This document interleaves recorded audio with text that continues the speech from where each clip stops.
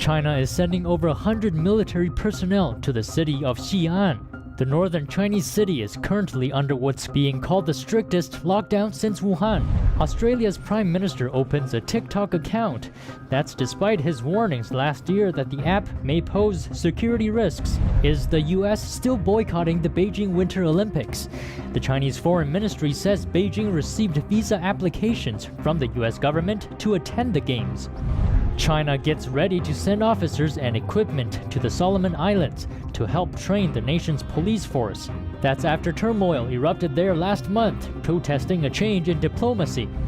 And Australia is bolstering its defenses amid Beijing's military aggression. The nation down under is now on track to cut red tape, so it's easier to buy new weapons.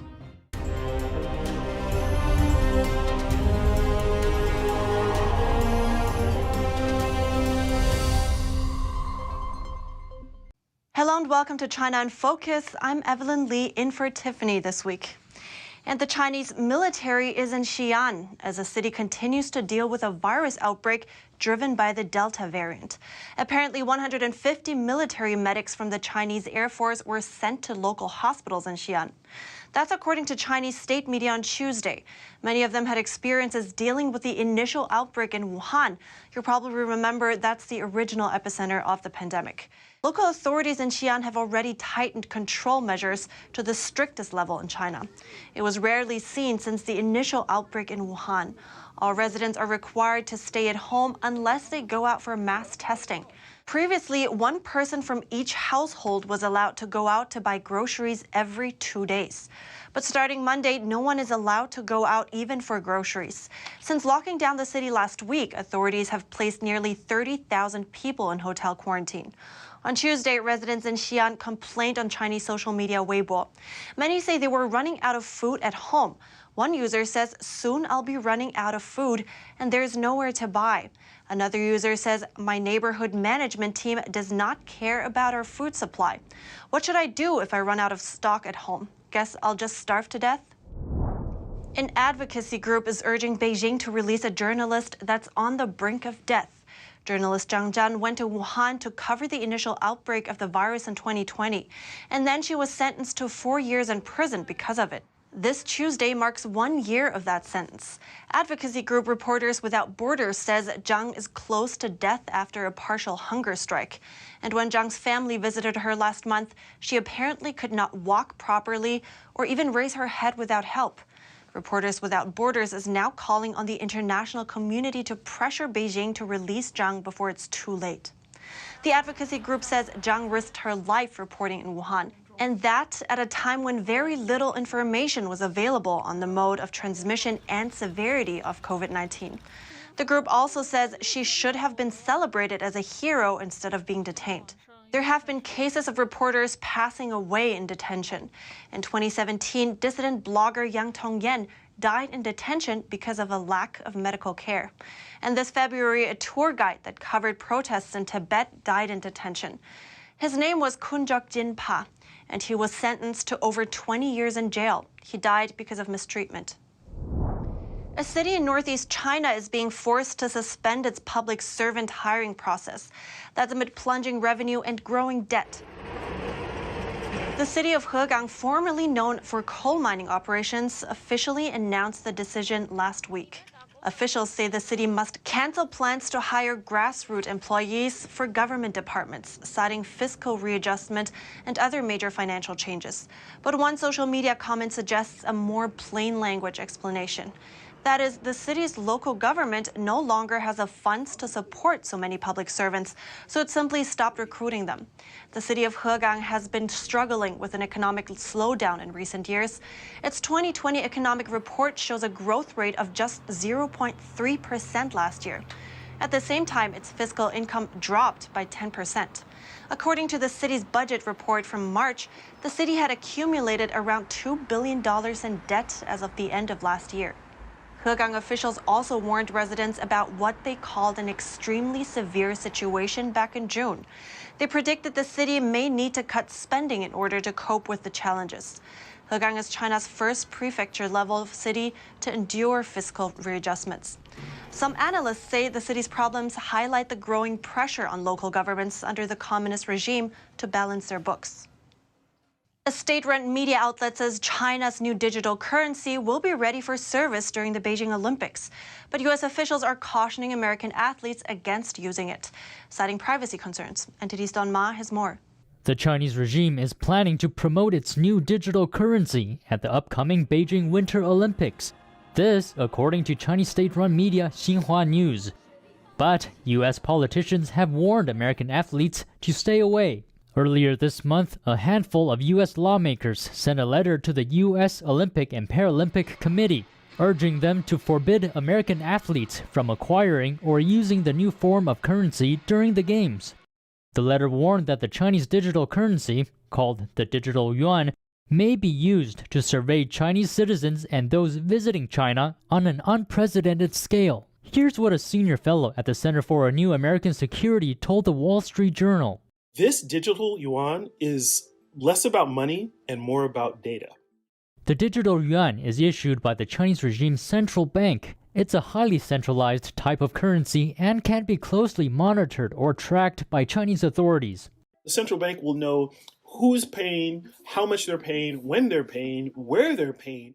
Different than U.S. financial institutions, all Chinese banks must cooperate with the Chinese Communist Party, including when they're asked to hand over clients' personal information.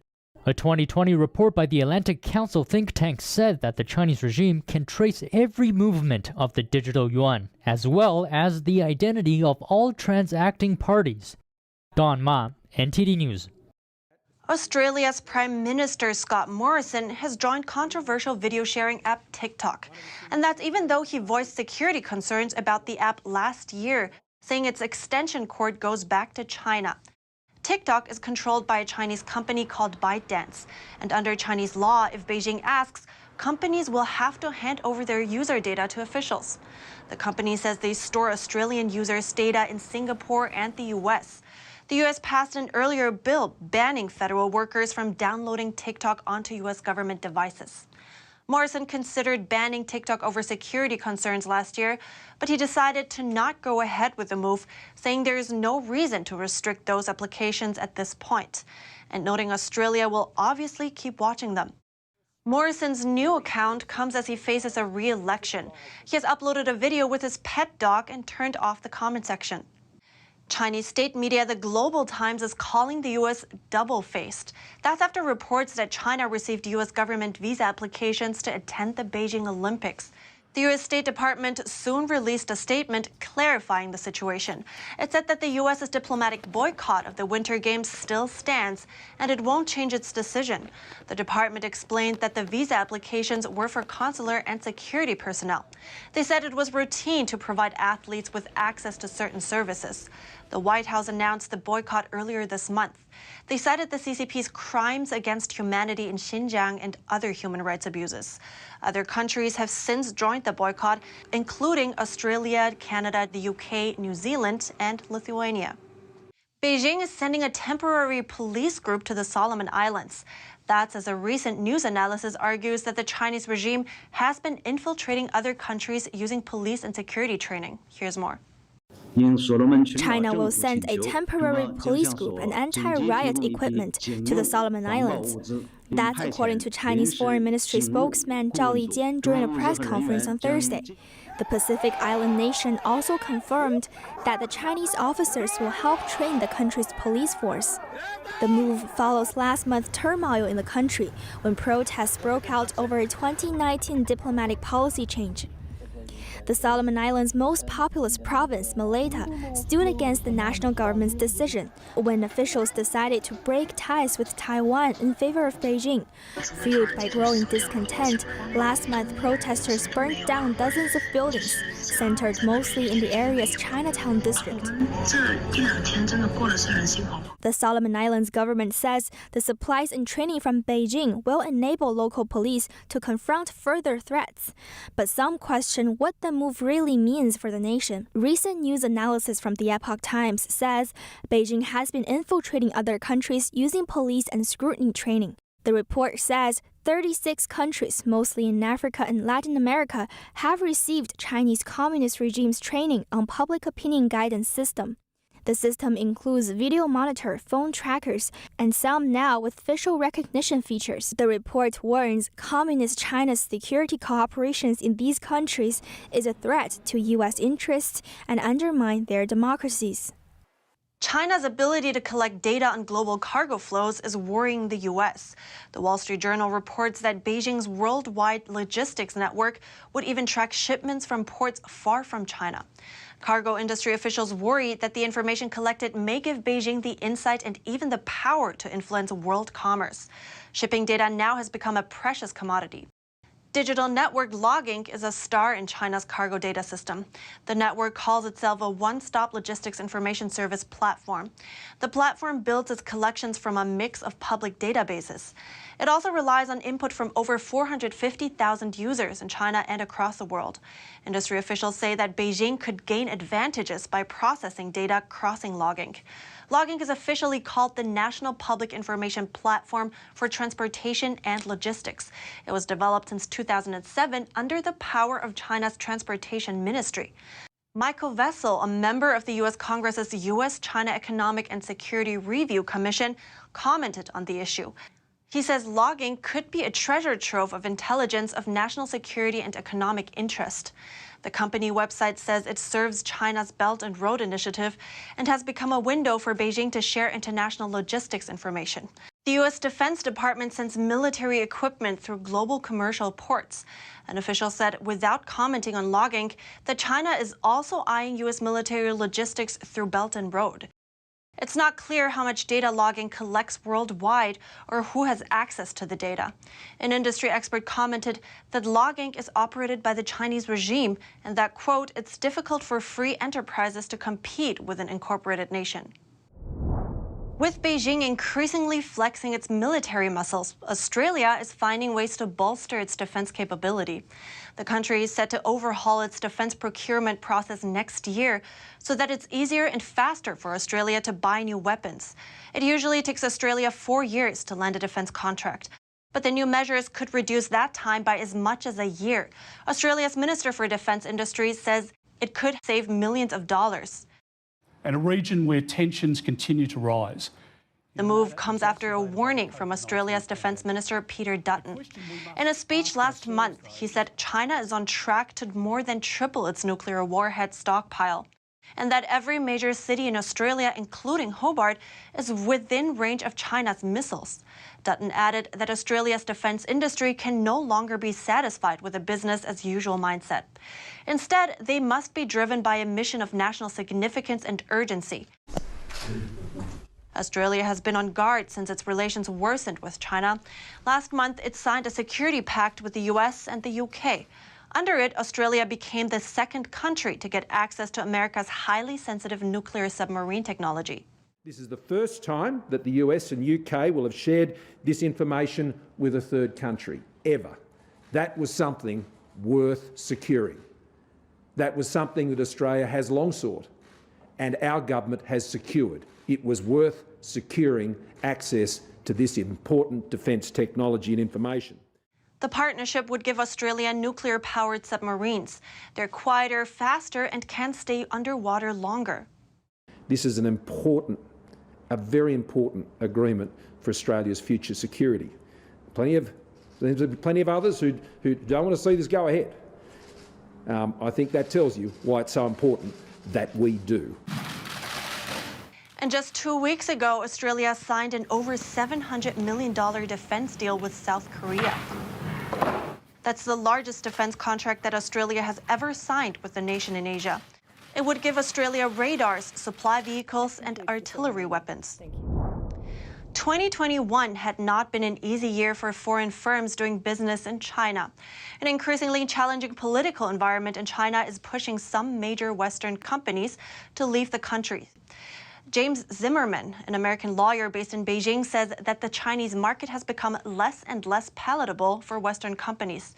He explains that it's because of reputational risks of operating in an environment with extreme content censorship and tighter regulatory conditions. In October, Microsoft decided to shut down its LinkedIn service inside China. LinkedIn said it was due to a significantly more challenging operating environment and greater compliance requirements in China. This came after LinkedIn faced criticism for censoring posts of U.S. journalists inside China. Last month, Yahoo also pulled out of China because of the country's increasingly challenging business and legal environment. It came after a new data law came into effect. The law restricts companies from transporting Chinese data out of the country. Major American video game maker Epic Games also gave up the Chinese market. It was after Beijing banned kids from playing video games on school nights. 3 universities in Hong Kong have removed a number of on-campus artworks, all of them dedicated to victims of the 1989 Tiananmen Square massacre. This and similar incidents are propping up concerns about the state of freedom in the city, especially after Beijing imposed its sweeping national security law on Hong Kong last year. Here's more. A small candlelight gathering took place at the Chinese University of Hong Kong late Friday. The gathering marked the removal of sculptures dedicated to victims of the 1989 Tiananmen Square massacre. 3 Hong Kong universities have removed artworks that memorialize the bloody suppression of China's pro-democracy movement. The Chinese University of Hong Kong confirmed last Friday that they removed a statue, one that they say was displayed without permission. They're referring to what's known as the Goddess of Democracy, a statue symbolizing the pro-democracy movement. It was inspired by an earlier statue of the same name, which Chinese troops destroyed 3 decades ago. Just one day before, Hong Kong's oldest university removed a statue centered around a similar theme. The University of Hong Kong's The Pillar of Shame. School authorities said the decision was based on legal and risk assessments. The sculpture represents the victims of Beijing's Tiananmen massacre. It had stood on the university campus for over 2 decades. Lingnan University opted to follow the same lead, also choosing to remove related artwork. Those decisions, among others, appear to be gradually silencing Hong Kong's memorials of the Tiananmen Square massacre. That's amid an apparent clampdown on the city's civic freedoms. Following last year's sweeping national security law imposed by Beijing, global English-language news platform DW News touched on the issue, citing a former Hong Kong media professional.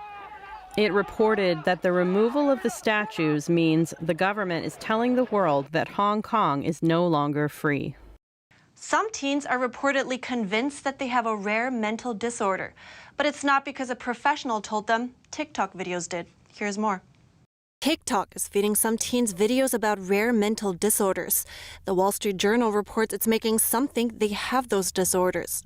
Clinical psychiatrist Dr. Carol Lieberman says that makes it hard for professionals to help them. And if they come to a professional after, it's very hard for them to give up the name, the diagnosis that they have given to themselves. Now there are videos with the hashtag dissociative identity disorder, and they have over 700 million views. But it only affects about 1% of the U.S. adult population. The psychological object of being a teenager is to try on different identities. That's what you do to come out with one that ultimately you feel comfortable with. So by watching hours and hours of TikTok videos with all of these different psychiatric disorders, it's not abnormal to identify with 1 or 2 symptoms here and there. Lieberman says that doesn't mean that they have the whole disorder. But now many videos show young people as they seem to switch from one personality to another. Dr. Brianne Slay, a psychologist from Kansas City, says she was shocked to see how many videos there are about it on TikTok because of how rare it is. But why is it that some young adults tend to cling to a certain diagnosis?